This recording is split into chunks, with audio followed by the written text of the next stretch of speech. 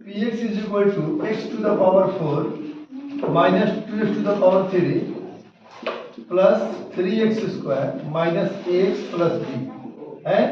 और ये बोल रहा है कि जब इसको डिवाइड करते हैं, जब इसको हम लोग क्या करते हैं, डिवाइड करते हैं, x माइनस 1 से डिवाइड करते हैं, और फिर इसको जब हम लोग डिवाइड करते हैं x प्लस 1 से, तो x माइनस 1 से जो है, ठीक है, डिवाइड करने पर मिलता है रिमाइंडर के रूप में 5। कितना मिलता है?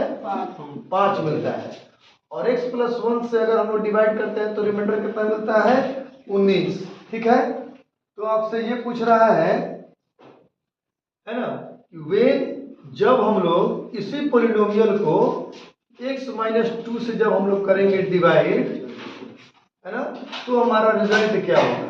ठीक है ना, तो इसके ऊपर पहले हम लोग नहीं सोचेंगे, है ना, क्योंकि ये क्वेश्चन का लास्ट हिस्सा आपसे पूछ रहा है। ठीक है ना, हेलो बाबू, चलो हम लोग सबसे पहले किसको करेंगे डिवाइड? x माइनस 1 से करेंगे डिवाइड। तो डिवाइड करने का नियम क्या है पता? x माइनस 1 को हम यहाँ पे क्या करेंगे? 0 कर देंगे। x माइनस 1 को क्या करेंगे? 0 कर देंगे। तो x इज इक्वल टू क्या हो जाएगा? 1, क्योंकि जो भी आपको है ना अलजेब्रिक में बोला जाएगा, ठीक है, डिवाइड करने के लिए, जिससे भी डिवाइड करने के लिए, तो उसको हम लोग क्या करेंगे? 0 के इक्वल कर देते हैं। आता है ना बात समझ में? और अगर यहाँ पे फैक्टर होता तो ये रिमाइंडर क्या बनता? 0। फैक्टर अगर होता तो ये रिमाइंडर क्या बनता? 0। लेकिन ये इसका फैक्टर नहीं है। इसका मतलब है कि ये फैक्टर अगर नहीं है तो रिमाइंडर ये छोड़ेगा। जैसे मान लो ये है 6 को अगर हम यहाँ पे 2 से दे भाग, तो यहाँ पे रिमाइंडर क्या आएगा?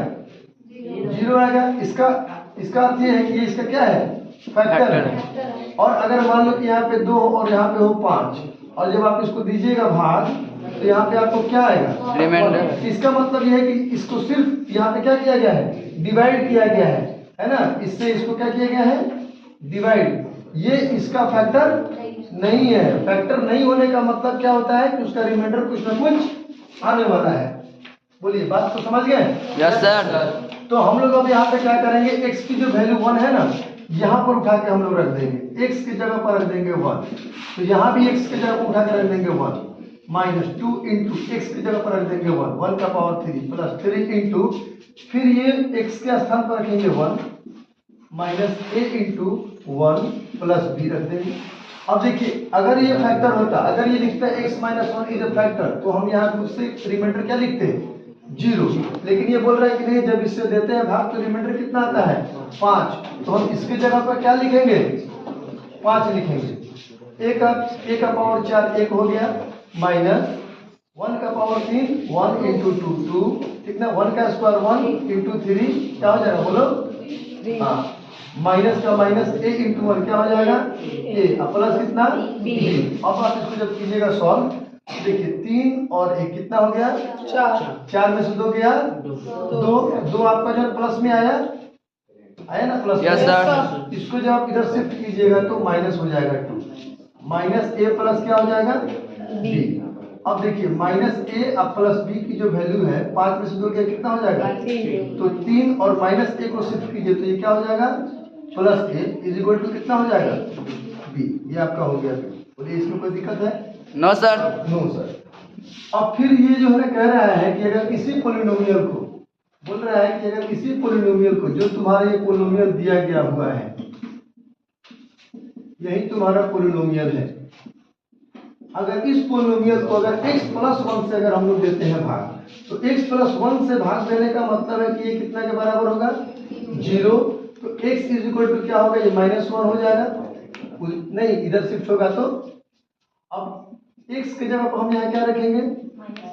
तो माइनस 1 का हो जाएगा पावर 4, फिर माइनस का माइनस 2 का 2, x की जगह पर माइनस 1 का पावर 3, जोड़ का जोड़ 3 का 3 लिखेंगे, और x की जगह पर फिर माइनस 1 लिखेंगे, उसका स्क्वायर करेंगे, माइनस का माइनस a का a इंटू यहाँ पर क्या लिखेंगे? माइनस 1 प्लस कितना करेंगे? b। अब इसका रिमाइंडर कितना छोड़ता है? 19। तो यहाँ पे हम लोग क्या लिखेंगे? 19। माइनस 1 का पावर 4 कितना हो जाएगा? 1, क्योंकि यहाँ पे पावर में क्या है बाबू? इवन है। तो माइनस का स्क्वायर, अगर माइनस का पावर इवन होगा तो यहाँ क्या हो जाएगा? प्लस हो जाएगा। माइनस 1 का पावर है 3, तो ये हो जाएगा माइनस 1 और माइनस 2 क्या हो जाएगा? प्लस 2।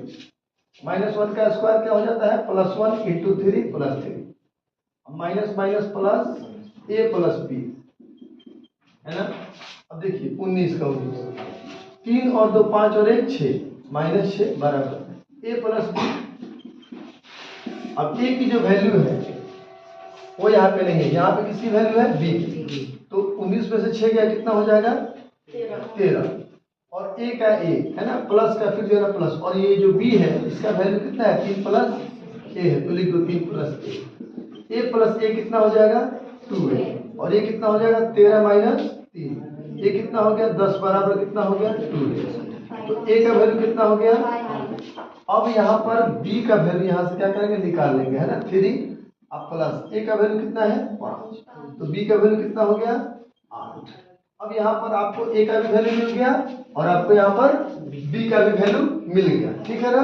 अब हम लोग यहाँ पर देखेंगे, अब क्वेश्चन में आपसे ये पूछ रहा है कि अगर यही आपका पोलिनोमियल हो, यही आपका हो पोलिनोमियल, ठीक है, और इस पोलिनोमियल को अगर अब हम x - 2 से करें डिवाइड, मतलब x - 2 को कर दे 0 के बराबर, तो x बराबर क्या आएगा 2 आएगा। तो ये पूछ रहा है कि अगर इस वाले x का वैल्यू अगर आप इसमें रखिएगा ना तो आपका यहाँ पे रिजल्ट क्या देगा, तो यहाँ पे हम लोग क्या रखेंगे 2 रखेंगे, तो 2 का पावर कितना हो जाएगा 4, माइनस का माइनस 2 का 2, x का वैल्यू 2, 2 का पावर 3 है ना, प्लस का प्लस 3 का 3, x की वैल्यू 2, 2 का स्क्वायर, माइनस का माइनस a का a की जो है वैल्यू यहाँ पे कितनी है 5 है, तो a की जगह पर रख दीजिए आप यहाँ पे 5 गुना x का वैल्यू कितना है 2 है, प्लस b का वैल्यू कितना है 8 है, बोलिए 8 है।